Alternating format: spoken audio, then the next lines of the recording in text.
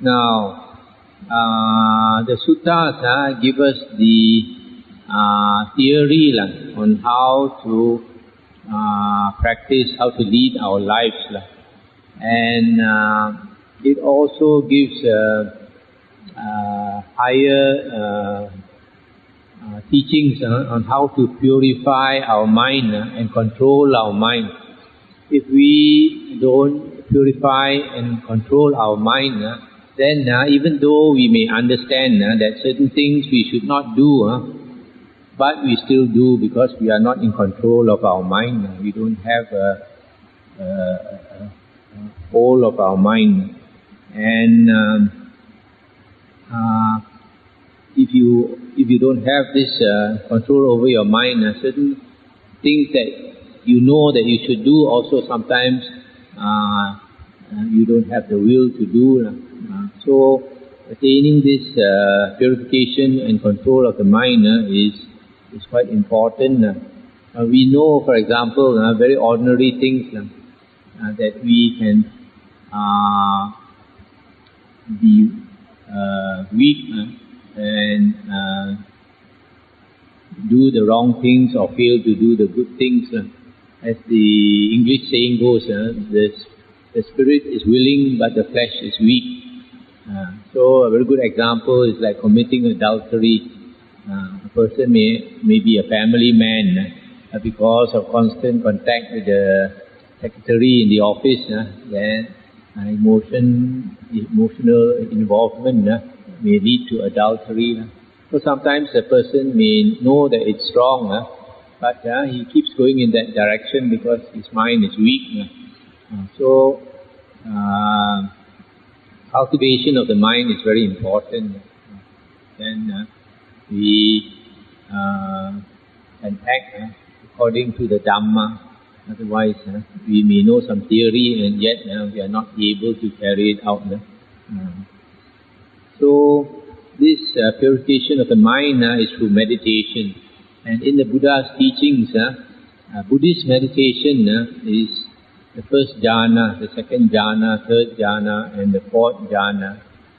Only this is Buddhist meditation, because in the Majjhima Nikaya, Venerable Ananda, a very close disciple of the Buddha, was asked what type of meditation is praised by the Buddha.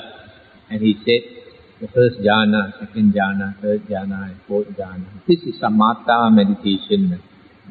Samatha or meditation. Samatha means tranquilization of the mind. Practice that leads to tranquility of the mind. There is another term in the suttas, which is vipassana. Vipassana, and the Buddha says samatha and vipassana are necessary for liberation.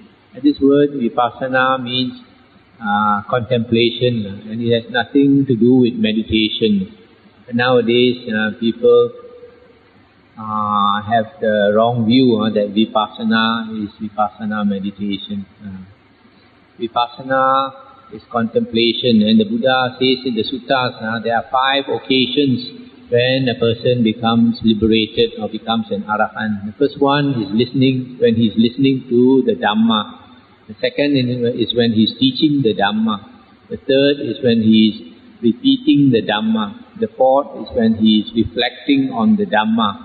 And only the last occasion is during meditation, and he is contemplating on the Samadhi Nimitta. So the first 4 have to do with the Dhamma. So these first 4 is actually vipassana, listening to the Dhamma, teaching the Dhamma, repeating the Dhamma, and reflecting on the Dhamma. This is vipassana. It was only about 30 years ago that some Burmese monks started to create vipassana meditation. And the first one was called Mahasi method of meditation. It was not called the Buddha's method of meditation. It was called Mahasi method of meditation because it was created by Mahasi Sayadaw based on later books. So vipassana meditation is something new. 50 years ago, nobody heard of vipassana meditation. So we have to be very careful We can only come to this conclusion if we study the suttas carefully.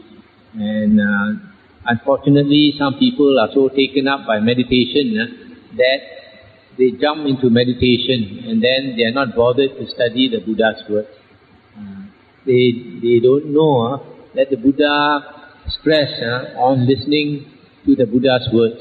That's why the Buddha called his disciples, all his disciples, whether monks or nuns or lay people, he called all of them savakas, listeners or hearers.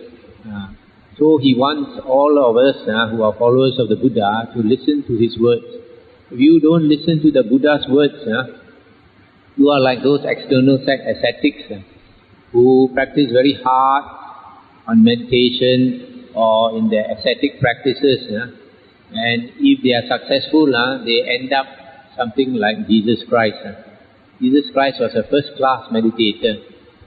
So in that respect, he was a holy man because his mind is cleared of all the defilements, so that he had psychic power. He could walk on the water, he could cure people and all that. He could drive away spirits from people's bodies and all that. But because he did not have the opportunity to hear the original teachings of the Buddha, so he did not become an Arya.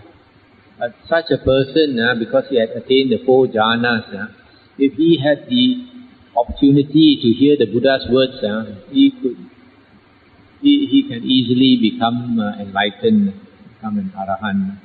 So listening to the Buddha's words is extremely important.